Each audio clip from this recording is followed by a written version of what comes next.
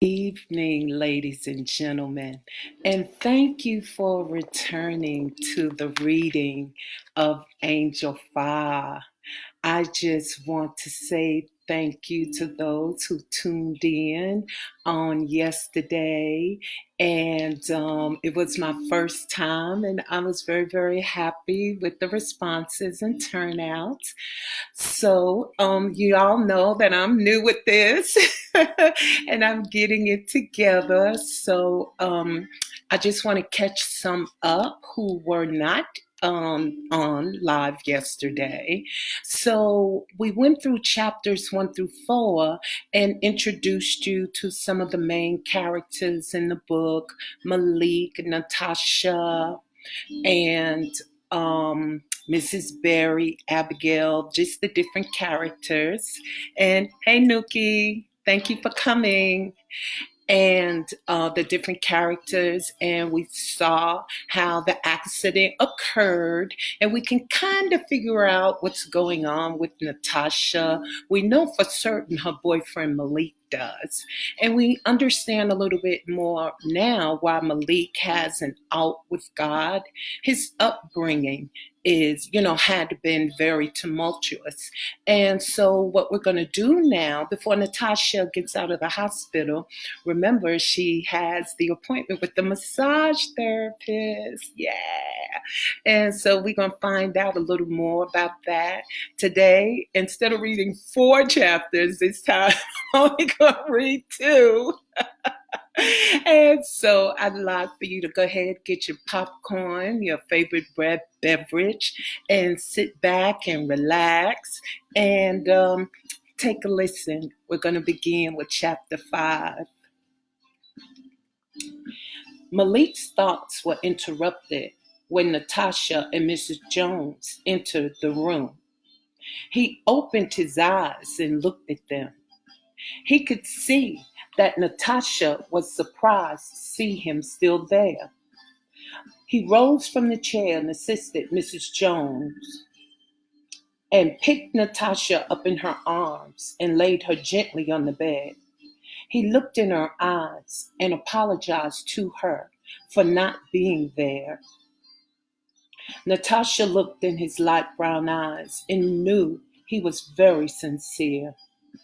Well, I guess you two have everything under control, Mrs. Jones said, seeing that they obviously wanted to be alone. Now remember, the massage therapist will be here around 5 to take you downstairs for therapy. Yes, ma'am. Thank you so much for everything, Mrs. Jones, Natasha said with a smile. You're welcome, dear, she said, leaving them alone. She seems to enjoy her job, Malik said, pulling the chair closer to the bed and taking Natasha's hand. He put her hand to his face, then kissed it. I'm sorry, Tasha. I know I let you down. If it had been me, I know you would have never, ever left my side. It's all right, Malik. You're here now, she said, caressing his face. I'm sorry I was rude to you over the telephone and in the hallway. Don't be, Tasha. I deserved it. I swear, I don't know what made me go to the club. To tell the truth, I started out actually coming to see you, but before I knew it, I was outside of the club. I swear, I don't even remember driving there. Natasha looked at his face. She knew in her heart that he was really telling her the truth. Are you sure you didn't bump your head instead of me? She asked, chuckling. Malik laughed with her. Give me a kiss, baby. I've missed you. Malik rose from the chair and hesitated. You brush your teeth, girl. Natasha burst into laughter. I'm just asking. I know a brother didn't bring you your toothbrush yesterday, so Natasha laughed, caressed his face, and they kissed passionately. Just as they were about to kiss again, Keisha, Rashida, and Tracy entered the room. See, I told you there was nothing wrong with her, Rashida said, looking at them embracing. And you were rushing me, she said, hitting Tracy lightly on the arm. Oh, be quiet, Tracy said, hitting her back. Hey, honey, she said, walking towards her with open arms. Tracy embraced Natasha tightly. Girl, I'm so sorry I wasn't here yesterday to see you. Please forgive me, Natasha. I know if it had been me, you would have been here before the ambulance even arrived, and you would have never left my side. Please forgive me. I am so sorry. Natasha and Trace embraced Tracy back. It's all right, Tracy. You're here now. I'm so glad to see you. Hey, Keisha. Hey, Rashida. It's all right. Yeah, girl. Ditto to everything she just said. I know that was some garbage and trash, us not coming here on yesterday. You all right? You all right, T? Really? Yeah, I'm fine. I'm so much better now. I told them you were all right, Rashida said, putting the vase of red roses on the windowsill. Ooh, girl, we saw the accident on the news about an hour ago. It looks like you lucky to be alive. Girl, did you know your car was crushed like a can and burnt to a crisp? She said, sitting at the foot of the bed. Natasha just looked at her. Yeah, I know. They had to pull me out of it with the jaws alive. Huh. What else did they say on the news? Girl, they showed that poor family, honey. The funeral is tomorrow. You know, it could have been yours. Oh, what is wrong with that girl? Keisha thought to herself. The toxicology report said the guy was on speed or something. Get out. He was on speed. He was doing drugs. Yeah, that's what the reporter said. The girl's parents said they begged her not to get in the car and not to put their grandson in there, but she went with him anyway. Hmm, gracious, Natasha said with disbelief. Maybe that's why his eyes were so red, she thought to herself. Maybe I need to send them some flowers. Send them some flowers. Girl, you the one up in here in the hospital. Her mom and daddy need to be sending you some flowers. See, this is what I'm talking about you, Natasha. You always thinking about other people's first. Their son-in-law almost killed you. And you sitting up in here talking about sending them some flowers. Huh. You know, Rashida, Natasha swallowed her words. I know what? What were you going to say? Nothing, girl, nothing. I'm just glad you're all here. So, how long are you going to be in here?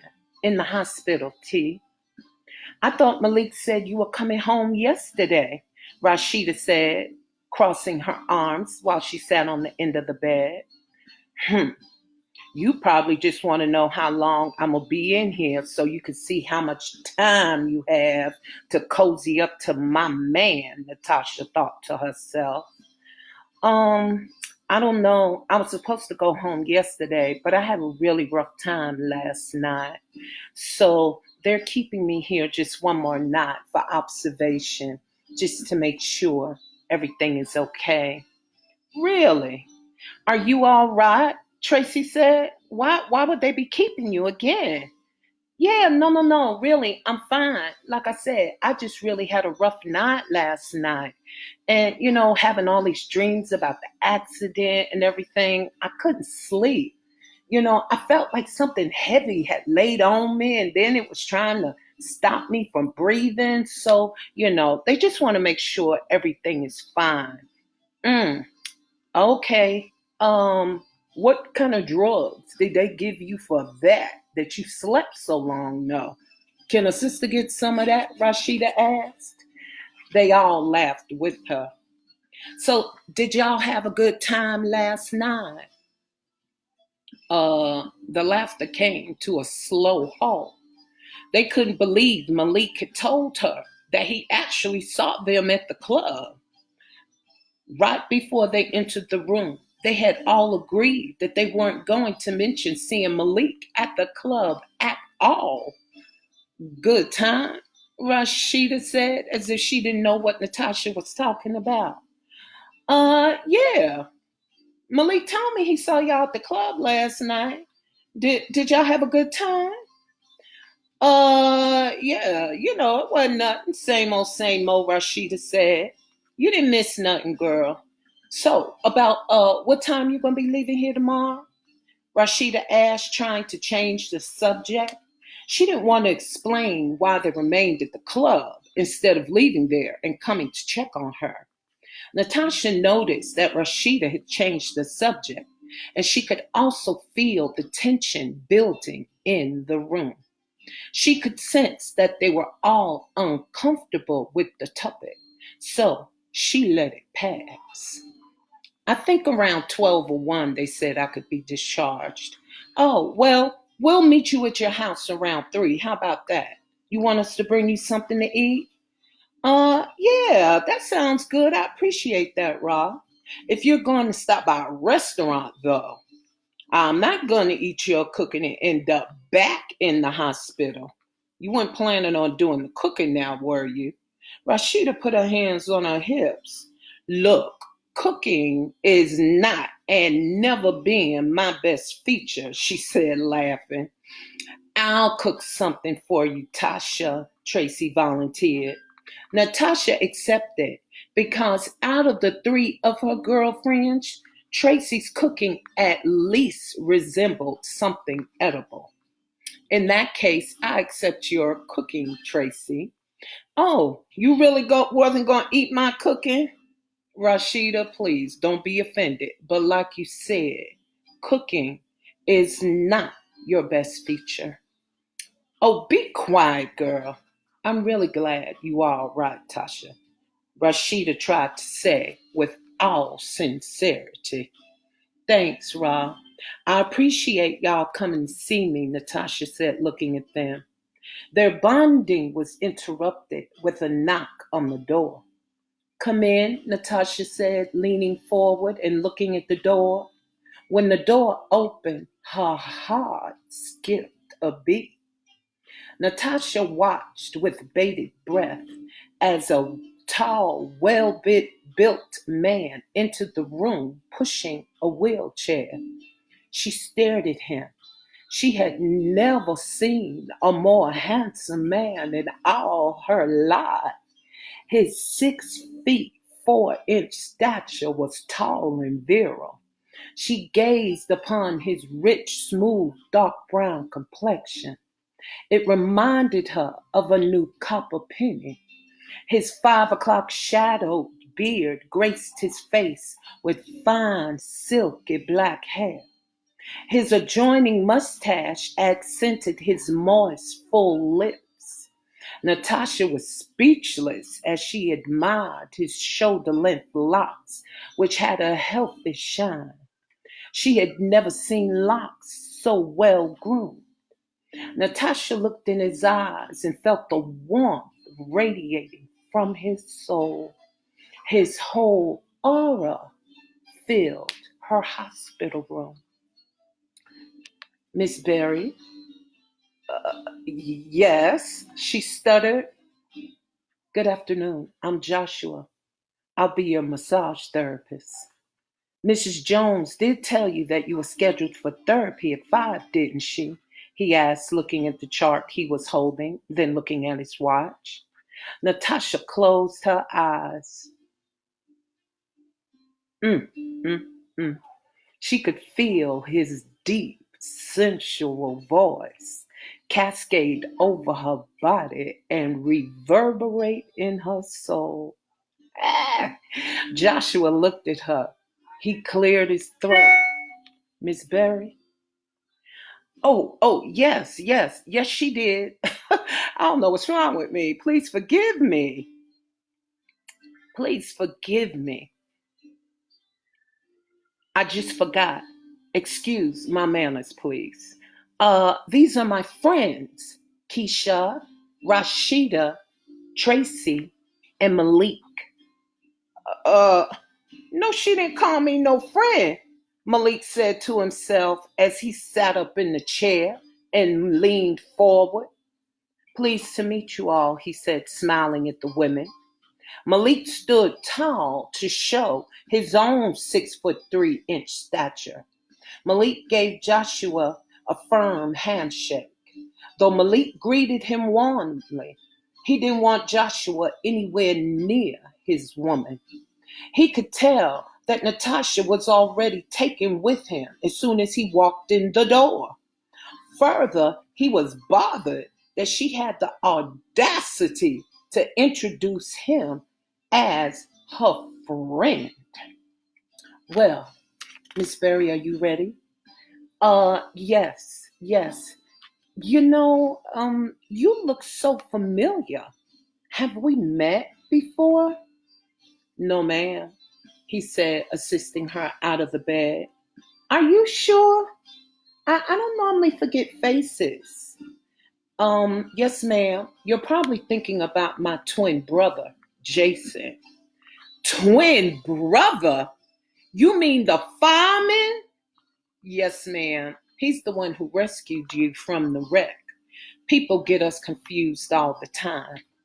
My goodness, you're identical twins, Natasha said with disbelief. Joshua chuckled. You think so? I always thought I was the better looking of us, he said, smiling, showing even wide teeth. Natasha laughed. Can you walk to the wheelchair, or do I need to carry you? He asked. Mm, or carry me, Natasha moaned to herself. No, thank you. I can walk, she said, making her way to the wheelchair. Out of nowhere, Natasha's legs buckled beneath her, and she found herself falling to the floor. Before anyone knew it, Joshua had caught her and was cradling her securely in his arms. I have you. Just relax. Relax, he assured her. I got you. What in the world? Natasha said with excitement. My legs. What's happening? My legs. Just relax, breathe, he said, gently sitting her down in the chair. It's nothing more than a muscle spasm. It's a cramp, Miss Berry. These things happen all the time. What you're experiencing is normal. You are in a very serious car accident, and I dare say you are fortunate to even be alive. Suddenly, Natasha cried out as another cramp caught hold, this time in her upper thigh. Immediately, Joshua dropped to his knees and began massaging her leg. Just go with it, Miss Berry. Relax. Breathe. Just go with it. Don't fight it. That's going to make it worse. Malik watched Joshua meticulously as he massaged the protruding muscle in her calf. He looked at Natasha's face and was grateful that it reflected pain instead of enjoyment. Something inside told Malik that Joshua was definitely a threat to him. Tracy and Keisha went to Natasha's side, trying to soothe her, while Rashida watched. Malik watched Joshua. Hmm. Malik better watch that right there. Little Miss Goody Two Shoe likes that man. Oh, most definitely to be sure. She liked that. He is easy on the eyes though. Hmm. Let's just see how long it takes for Malik to have a problem with your boy being her massage therapist. Then I can jump right in and get what I want. Shoot, Tasha don't know what to do with Malik, with his businesses, his money anyway, Rashida thought to herself. Are you all right, baby? Malik asked, going to her side and placing his hand on her thigh. Yes, it's leaving now. Oh my goodness, I haven't had a cramp in years. I hope this isn't something that's going to continue to happen. It shouldn't happen too often, Miss Berry, but the therapy will definitely help with that.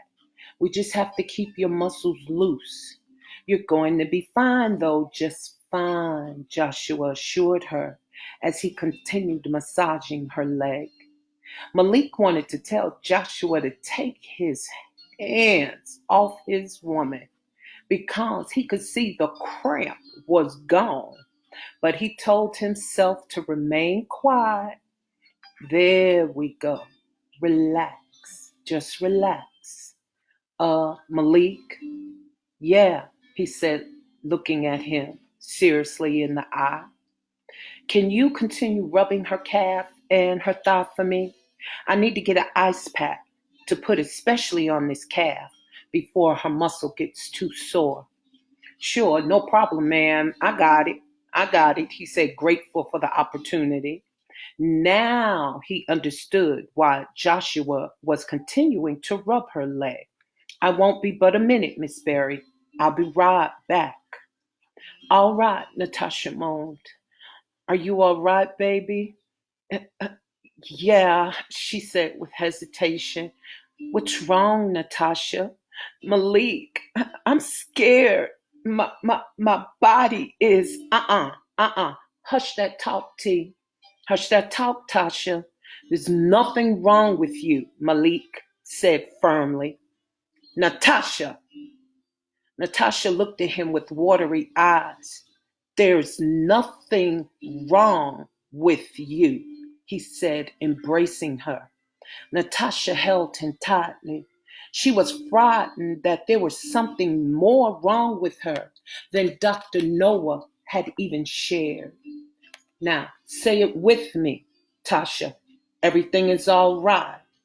Hesitantly, Natasha repeated it again, and say it like you believe it this time. Say it like you mean it. Say it like you cussing me out. Natasha tried not to laugh. Everything is going to be all right. I'm fine. I'm fine. There you go. That's my girl, he said, caressing her face. That's my baby girl. Joshua re-entered the room carrying a blue and white bag. He bent down on one knee, cracked the bag, and rubbed it between his hands. He lifted Natasha's leg gently and slipped the ice pack onto her calf. Natasha jumped because it was cold. It's cold. Joshua looked at her and thought to himself, it's ice. It's supposed to be cold. I know it's cold, Miss Berry, but your calf won't be nearly as sore after this sits on it for a while. Trust me. Joshua secured Natasha in the wheelchair. He told Malik that she'd be in therapy for about an hour and 40 minutes. Malik told Joshua he would be there when she returned. Natasha told all of them it wasn't necessary for any of them to stay. Malik paid her no attention. He felt it was necessary for him to stay, especially with Joshua around. Malik kissed Natasha squarely on the lips and told her he would see her when she returned. She said goodbye to Keisha, Rashida, and Tracy and thanked them for coming to see her before Joshua rolled her out of the room. My goodness, she's worse than I thought, Keisha said to herself. Wonder where that cramp came from. Do you think she's gonna be having cramps like that all the time? I hope not. Did you see how big that knot was in her thigh and in her calf? Tracy said with a contorted expression on her face. God, I feel so bad for not coming to see her sooner. Well, I'm glad we came when we did, or else we wouldn't have had the opportunity to see Mr. US of A. Ain't that brother fine? I swear that body is to die for. At least her body might be hurting, but our eyes has something to rest easy on. Rashida made her statement with every intention to make a dig in to Malik.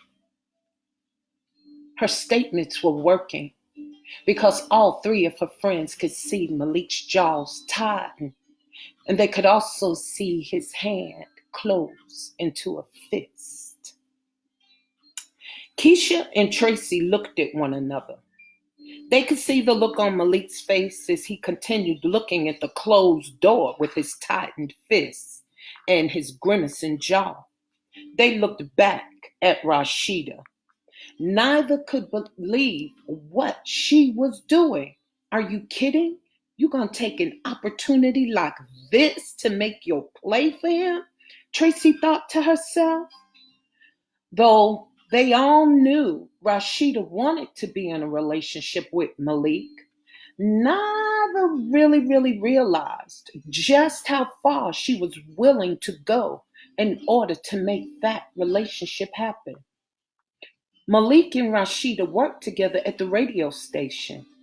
Malik had worked his way up to general manager, and Rashida was promoted to production manager. They worked closely together, feeding off each other's ideas. Neither was threatened by the other's aggressive nature to excel in the radio business. In fact, Rashida knew Malik appreciated her aggressiveness because he had stated it many times that her thoughts kept him always on his toes. Rashida felt they were perfect for one another. They had so much in common. 2 years ago, Rashida had planned a party and invited Malik. She was hoping to use it as a venue to feel him out because she couldn't quite tell if Malik was interested in her or not. Yeah, from time to time she would catch him looking at her figure, but he never ever asked her out. Rashida assumed it was because Malik had problems with dating on the jobs.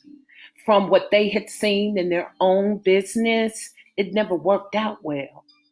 However, Rashida wanted to assure him that she could keep their relationship separate. This was the opportunity she had been waiting for.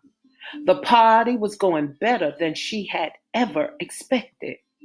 Everyone she invited was in attendance. The food was delicious. The liquor and beer were plentiful. The DJ she hired was an intern from the radio station, and he kept everyone on the floor dancing to the most popular music. Rashida could see that Malik was really enjoying himself. She also saw that he was casually admiring her Thai leopard mini dress. Rashida knew she looked good. She was a healthy size 12. Her 5'7" French vanilla figure was the talk of the men at the radio station. She was affectionately referenced as the Brick House. It was a nickname she believed was well deserved. Rashida noticed Malik coming towards her from the corner of her eye. She could feel the butterflies rising in the pit of her stomach. She told herself to remain calm. The timing couldn't have been better. The music changed to Freddie Jackson's tasted love when Malik asked her for a dance. Rashida welcomed the invitation with a smile. She politely excused herself from the conversation she was having with a guest, took Malik's hand, and followed him inside of the living room. She almost melted as he slid his hand around her small waist and pulled her to his body. Rashida felt like putty in his hands as they danced slowly to the music. She could remember the smell of his cologne, the heat from his body, and the muscles in his back as she caressed it. Yes, this is where she wanted to be, in Malik's arms forever. For the first time in her life, being in a man's arms felt so right. Rashida was tired of playing the dating game. She wanted a man that she could call her own and who was her equal financially and intellectually. She wanted a man who was self-confident and who would not feel intimidated because of her academic success, her professional career, or her dominant personality. Rashida felt that Malik was well overqualified to hold that position in her life. After they danced, Malik went back into the kitchen and Rashida followed him. She was going to use this opportunity to have her talk. Rashida opened the refrigerator and retrieved 2 beers. She asked Malik if she could speak to him for a minute, and she offered him one. He asked her what was it about because she seemed so serious. She took him by the hand and guided him toward the deck. When Rashida opened the sliding glass door, she was met by laughter. Someone had just told a joke that had the guests on the deck laughing hysterically. It was at that very moment when Natasha turned around with a bright smile and noticed Rashida.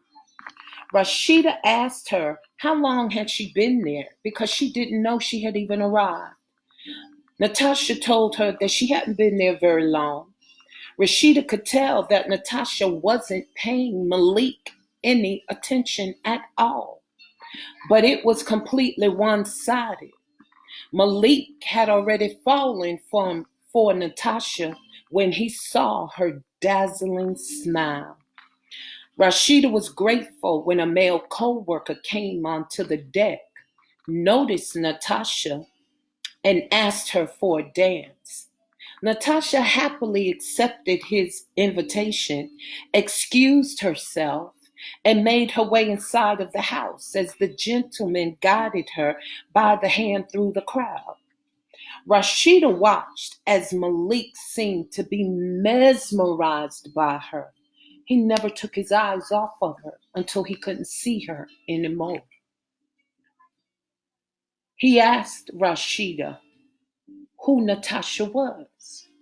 Reluctantly, Rashida told him that Natasha was a college friend.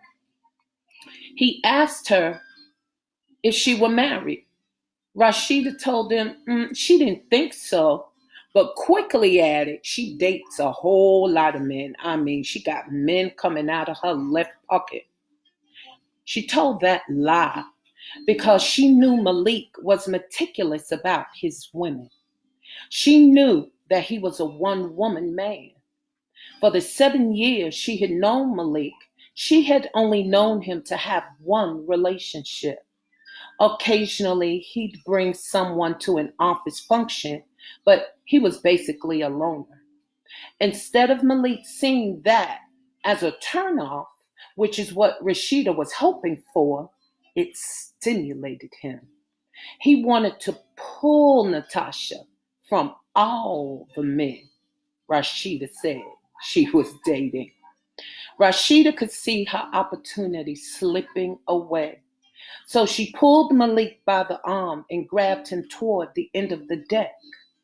Rashida started to tell Malik how she felt about him, but he cut her off and asked her why he hadn't met Natasha before.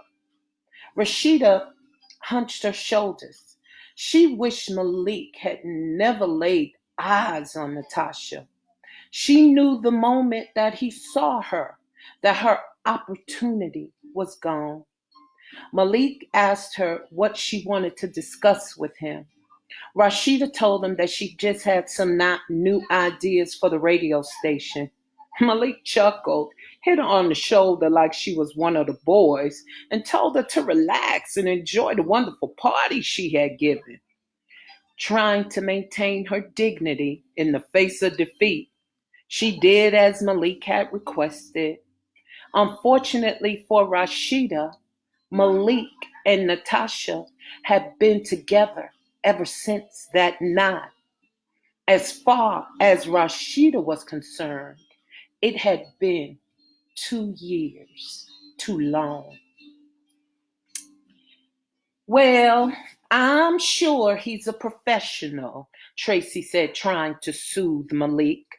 Malik sat down in the chair, ignoring the women. His heart was beating rapidly. Every fiber of his being told him that Joshua was trouble. Malik, are you all right, man? Man, don't pay Rashida any attention. You know she don't have good sense. Malik was silent. All right, ladies, let's go. Malik, I'll call you later, Rashida said, knowing she already had planted the seed of doubt. Yeah. Y'all go on. I'll see y'all later. I'll let you know what's going on with T, he said, barely paying any attention to them as they left.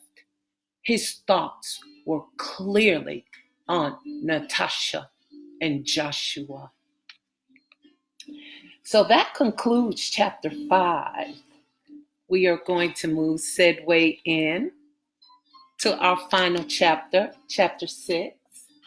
And I'm going to have a drink of some cranberry juice and pomegranate mixed together. It's so tasty.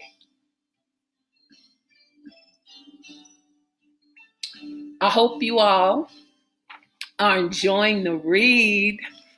So I see my other niece, Shakilia, on. Thank you so much for coming on and supporting your auntie. I love you. I thank you all for being patient with me and for coming on, and I pray you come back to hear the rest of the book.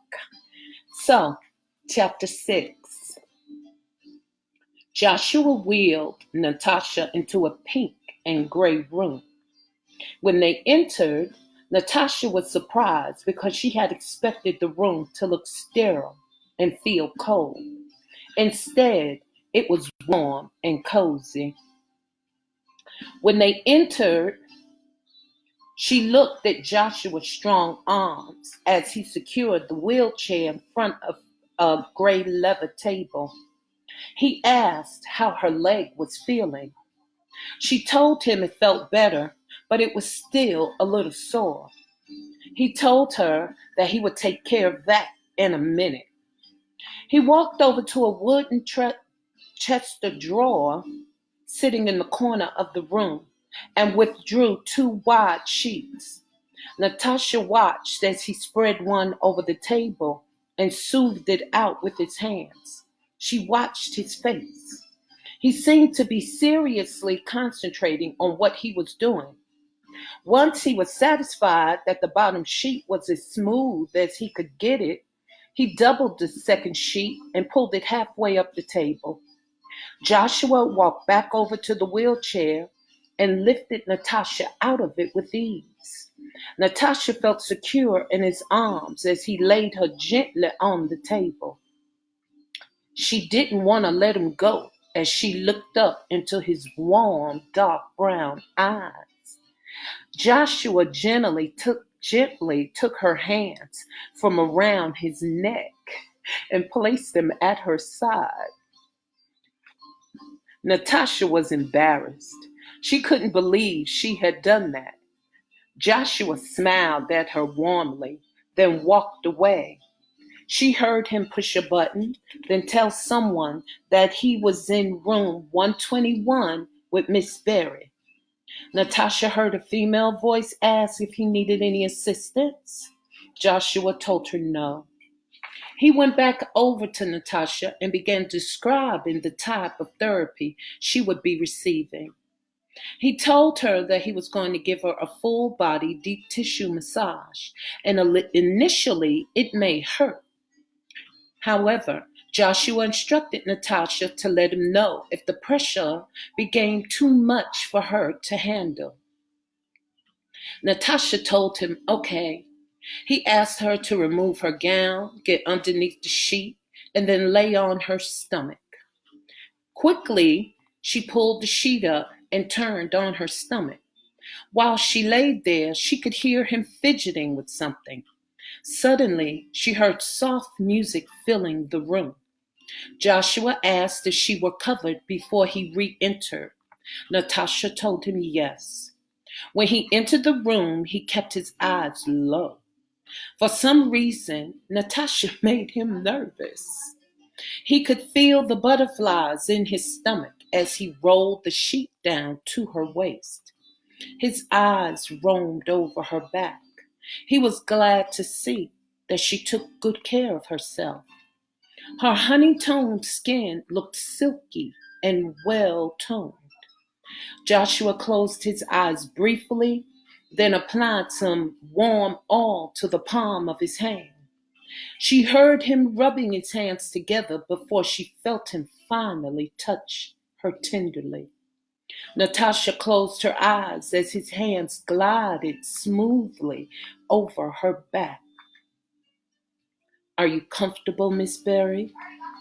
Yes, yes. Call me Natasha, please. This music is really soothing. Who is that? Cece Winans. Get out! That's Christian music, she said with surprise. Yes, ma'am, it is. It is nice. Yes, it is. This feels so good, Natasha said. Joshua gradually applied more pressure as he moved across her shoulders. It's been a long time since I've listened to Christian music. Really? That's about all I ever listen to now, other than jazz, of course. Are you a Christian, Natasha? Are you a Christian? Natasha asked. Yes, ma'am, I am. How about you? Are you a Christian? I guess. You guess? He asked with a frown on his face. Well, to be honest, I haven't been in church in years. And why is that? He asked as he rubbed the back of her neck with his thumb. I don't know. I just got out of the habit of going to church. I see. Well, you have to do what's always best for you. God's not just in church, but it's a good place to congregate with others who believe in the same thing as you. What denomination are you? He asked. Oh, I'm Baptist. Me too, he said, leaving her neck and massaging down toward her waist. Your hands are so gentle, Joshua. Thank you, he nodded. As Joshua massaged Natasha, he had to force himself to concentrate on what he was doing. For the first time in his career, he was aroused by a client. He had massaged many women, but for some reason, this whole thing felt different. Joshua found himself extremely attracted to her as soon as he walked inside of her hospital room. Joshua massaged Natasha from the waist to her upper torso. He massaged her upper arms down to her fingertips. He took each finger and massaged them between his own. After he finished her upper torso, he asked her to turn over. Natasha didn't move. He called her name again, but she still didn't stir. Joshua bent down and looked at her face. Natasha was asleep. Joshua looked at her deeply. He wondered how long she and Malik had been together. He thought about his brother Jason telling him how he had to literally pry this woman out of her car using the jaws of life. He remembered Jason saying that it was only God who had saved her because her vehicle was crushed like a can. He couldn't believe that she was even alive. Jokingly, Jason told Joshua that God had saved Natasha for him. Ironically, he wound up being her massage therapist. He wondered if his brother's words held more truth than they both knew. Joshua closed his eyes tightly and told himself to get it together. He shook Natasha lightly, waking her. Huh? Huh? It's all right. You fell asleep on me, he said, smiling at her. Did I? She asked with disbelief. Oh my goodness, I'm so sorry. That massage felt so good, she said, trying to rise. No, don't get up, Miss Berry. I just need you to turn over on your back. Natasha held the sheet close to her body as she turned over. She looked up at Joshua's face and fought the urge to caress him. Good. Are you still comfortable? Very, she chuckled. I'm so sorry I fell asleep. This feels so good. Don't be sorry, Miss Berry. That just lets me know I'm doing my job. Actually, it's better that way because your muscles are relaxed. You can go back to sleep now, he said as he watched her yawning. Gosh, I can't believe I'm still yawning on you. I am so sorry. Joshua looked at her and smiled. He wanted to ask about her relationship with Malik, but he knew it was completely out of order and unprofessional. Instead, he began massaging her thighs, which made him extremely uncomfortable because it caused him to wonder how they would feel wrapped around his back. Mentally, Joshua began to recite the Lord's Prayer to keep his thoughts clean. He could not believe this was happening to him. He began asking God if Natasha was the soulmate he had been praying for. Joshua had been alone for almost 4 years. He had been praying for someone who was equally yoked to him. But could Natasha really be the one since she didn't attend church?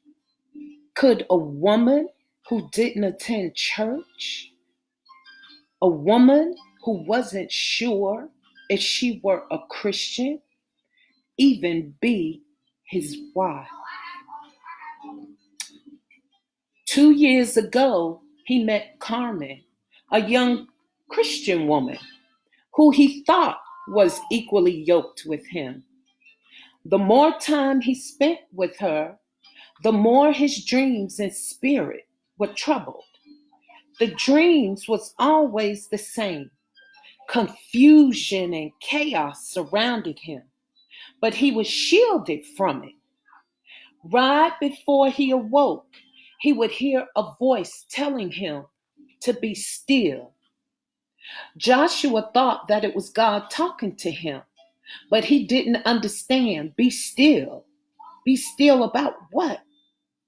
Joshua asked Carmen to be his lady, and she happily accepted. That night, they went out to celebrate their relationship. Joshua escorted her home afterward. They would have made love had he not torn himself away from her. He wanted to wait until they were married. Carmen, on the other hand, was ready and willing. Joshua went home extremely frustrated. That night, he prayed so hard, he prayed himself to sleep. Again, he had that same dream. Again, the voice told him to be still. But to be still about what exactly? Joshua awoke the following morning deeply troubled. He called his pastor and told him about the dreams he was having. His pastor asked if he was embarking on something new, like a relationship or maybe a new business venture. Joshua couldn't think of anything new happening in his life except Carmen. Instinctively, he felt something was wrong with his decision after he heard his pastor inhale deeply. His pastor told him he knew exactly what that dream meant. He told Joshua that God was telling him not to have a relationship with Carmen. Joshua couldn't believe what he was hearing. Carmen was so quiet and unassuming. His pastor told him it was all a facade, that she was trouble with a capital T. Joshua wasn't shocked. Trouble with a capital T? How could he have been so wrong? His pastor continued to describe her as a wolf in sheep's clothing. And that was all he cared to share about her. He suggested that Joshua reconsider their relationship, repent if he had indulged in his flesh with her, and move on quick. Joshua told him that he had almost slept with her. His pastor commended him for being strong enough to pull away because Carmen was indeed a beautiful woman. He told him that his ability to do that was nothing but the Holy Ghost that had risen within him, but that Holy Ghost had rebuked her spirit. Joshua and his pastor prayed together before he hung up. Afterward, Joshua called Carmen and asked if he could come over to speak with her. Carmen mistakenly thought Joshua had called to pick up where they had left off the other night. When she answered the door, his eyes widened because she was wearing a black see-through negligee. He couldn't help but notice how the fine mesh material clung to the curves of her voluptuous figure. Joshua inhaled deeply to control himself. He politely asked her to put some clothes on, and he would wait outside in the hallway until she was completely dressed. I mean, who does that? This ain't in the book. I'm just saying, who does that? Carmen was confused, but she did as Joshua had requested. When she came back to the door, she was wearing a pair of jeans and a shirt and invited him inside. Sheepishly, Joshua entered, almost ashamed to look in her eyes. She asked him to have a seat, but he remained near the door.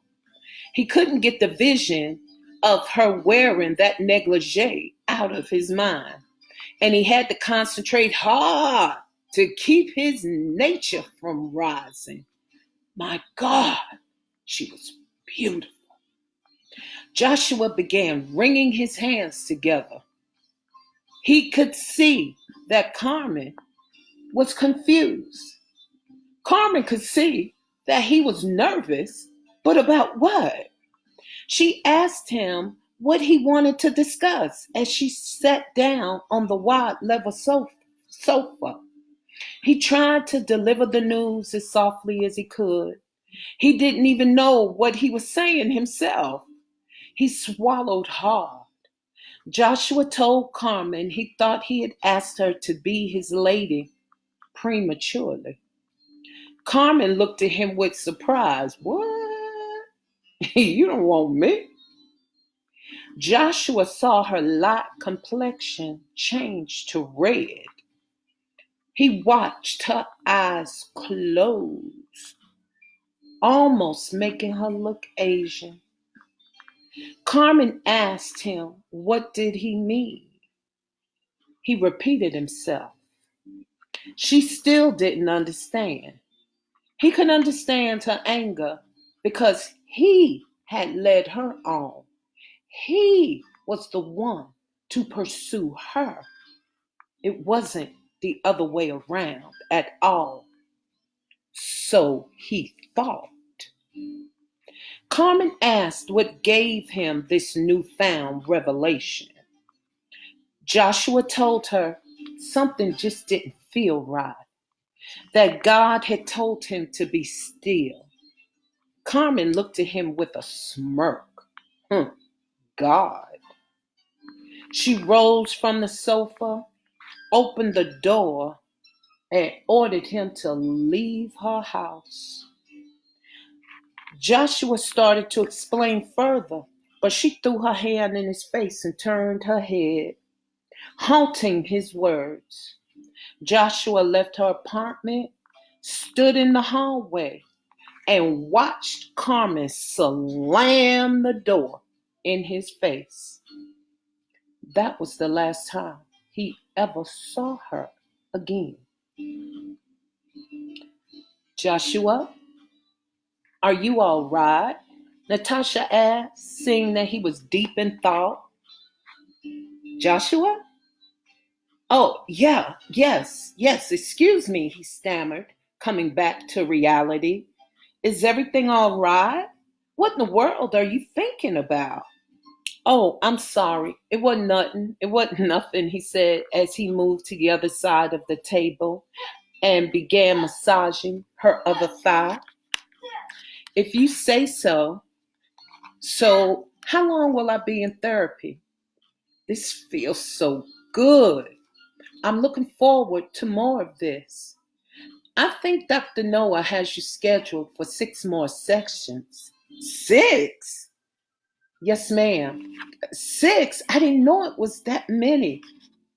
Do you think I'll be able to go back to work? Actually, I don't think you really should until you've completed all of your therapy, but that's between you and your physician to determine. You should make sure to ask him so you can have clarity before your discharge tomorrow, though. Thanks, I will. So, do you have your own practice, or will I have to come back here to the hospital? Yes, I do. I have a private practice that I operate from my home. You're welcome to come there, or we can meet here, whatever makes you more comfortable.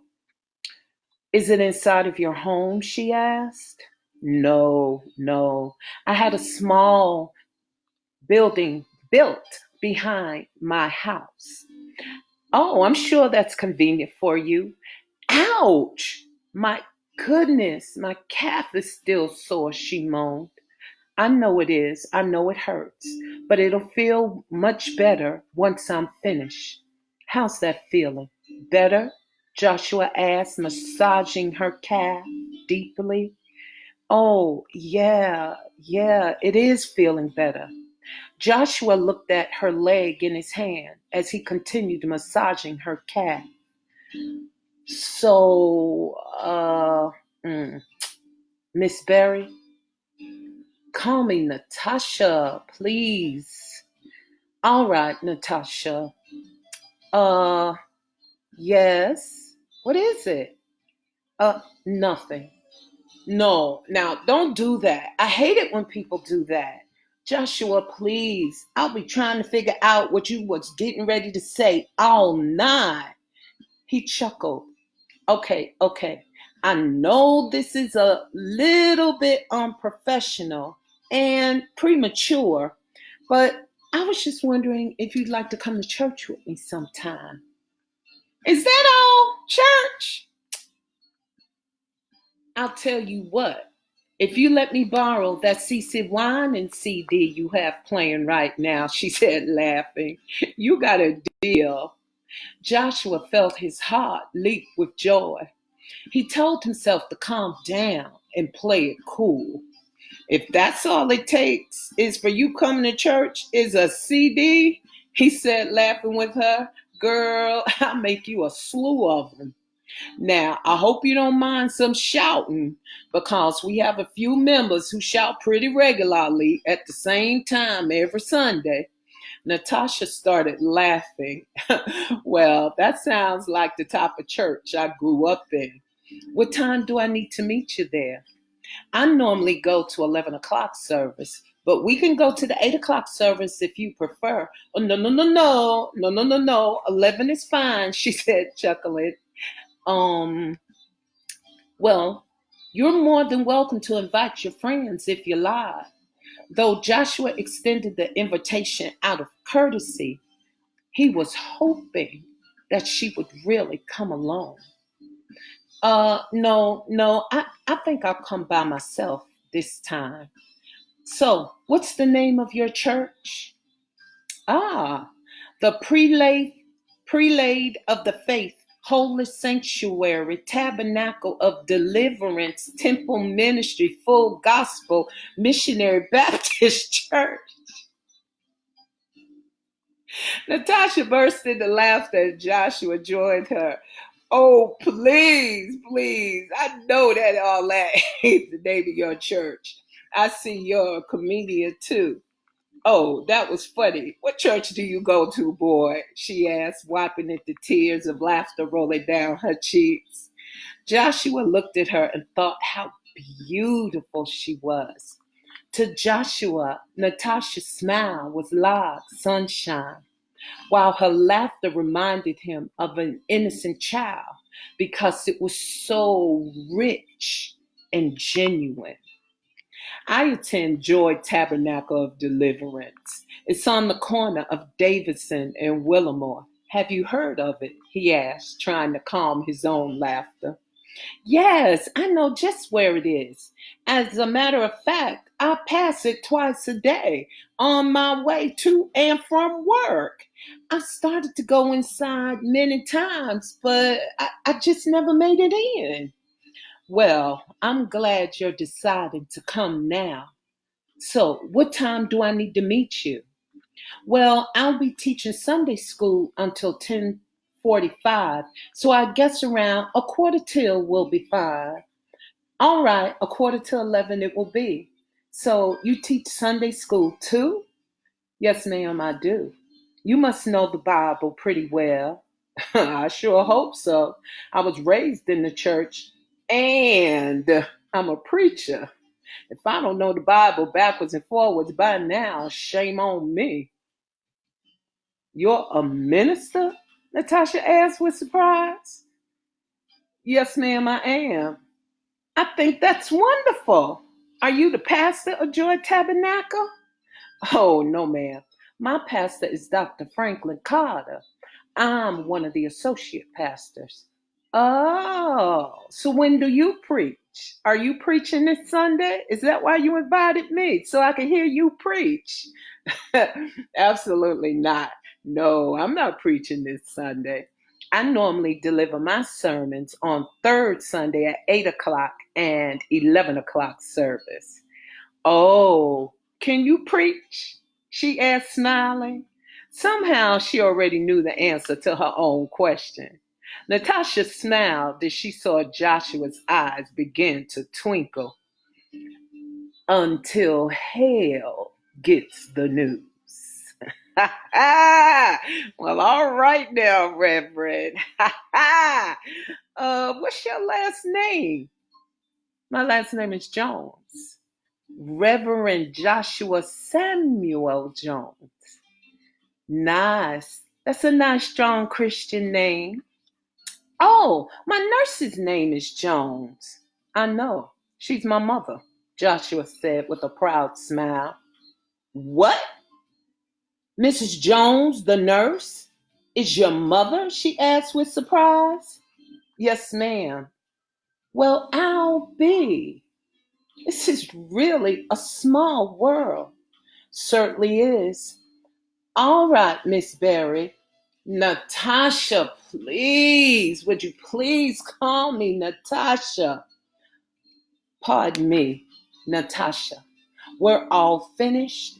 I better get you back into I'm going to take you back to the whirlpool and then back upstairs before you miss dinner. No, Natasha protested. Don't stop. This feels so good. Besides, I can't remember the last time I had this much fun talking to somebody, she said, trying to remember the last time she laughed genuinely or just had a fulfilling conversation with someone other than her girlfriend, Tracy. I can appreciate that, but we'll have plenty of time to talk later. I do have a few more patients to see. Uh, Mama always cooks Sunday dinner. I'm sure she would be happy to have you as a guest, he said, placing her leg down gently on the table. Are you sure she wouldn't mind? I would love to if it won't be a problem, Natasha said, raising up from the table.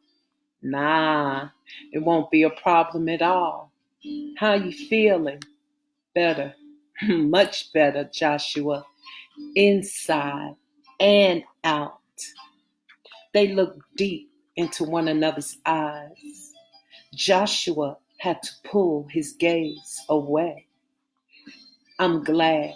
Now, you might feel a little sore because I gave you a deep tissue massage, but by tomorrow, you're going to feel like you can run a marathon. Well, I'm going to take your word for all that. You do that. I'll go get your CD while you get dressed. No, you don't have to do that. I was only playing. I was just kidding. No, I want you to have it. I'll be back in a minute. Joshua, ma'am, do you mind not mentioning this conversation when we get back to my room? No, ma'am. I don't mind at all, Joshua said, feeling as if he had made some headway with Natasha. I don't mind at all. And so that was the conclusion of chapters 5 and 6. I will be coming to you this week in the evening to read chapters 7 and 8 of Angel 5. Make sure you tune in because it gets juicy as the read goes further. Thank you all for coming in. Make sure you follow me, Marisa Dick, on Facebook or Nubian Romance on Facebook. And you can also go to my webpage, www.nubianromance.com, and order a paperback. I also have e-covers, ebooks. Forgive me. I also have ebooks, so you can have your own personal copy if you like. And so thank you for tuning in. Make sure you watch your notifications. I'll let you know what time next week I'll be logging on, maybe about 8:30ish, maybe Tuesday or Wednesday night. So I look forward to seeing you. And again, thank you all so much for tuning in. Peace.